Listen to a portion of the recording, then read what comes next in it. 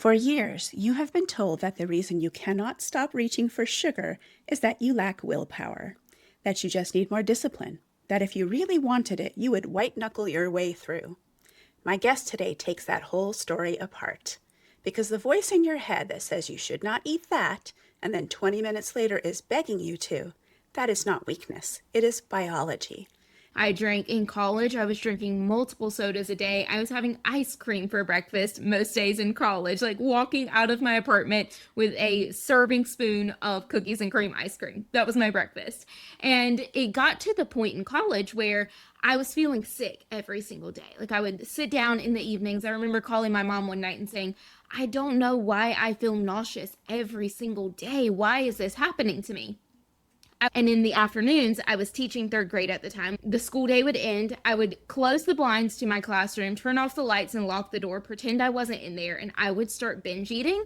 I think that there's a huge difference between hunger and food noise. Those two things are, hunger is like your body needs nutrition to sustain its life. Food noise is this incessant desire to eat. And you're not even hungry.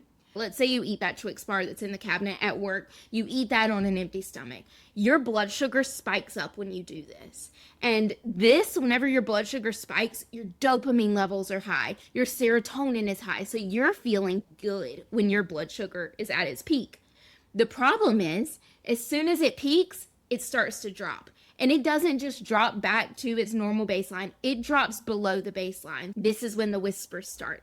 Your body starts to say, hey, eat more sugar. We need more sugar, because if you eat more sugar, we're going to feel good again. So you start to get those whispers to eat. That's the food noise. The easiest way to avoid something like that is to know that, oh, my body's asking for sugar, but just because it's asking for sugar doesn't mean that's what it actually needs. It probably needs protein and fiber. I would say 90% of the time, your body actually needs protein and fiber. The other percents of the time, it either needs movement or it needs a nap. Think of yourself as a toddler. Your body is still in its toddler stages. You either need a snack, a well-balanced snack, you need to move, or you need a nap.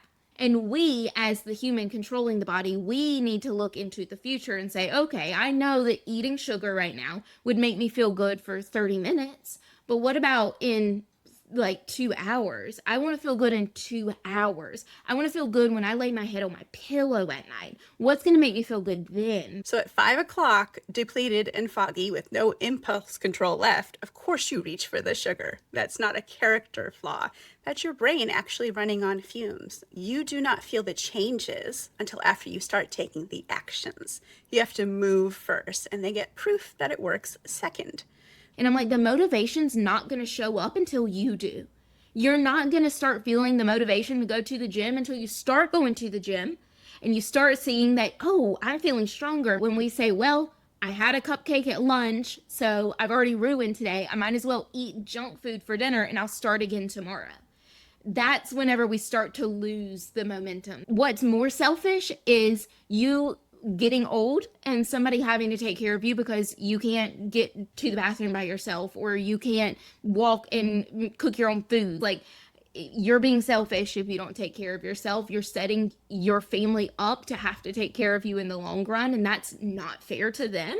So take care of yourself. It is entirely possible to live a life of what I consider food freedom. And when I say food freedom, I mean you are not shackled down by the thoughts of food. You can live a life where you can go out and do things with your friends and with your family and not be thinking about food the whole time, not be thinking about your body the whole time. You be present with the people that you love. And that is truly freedom.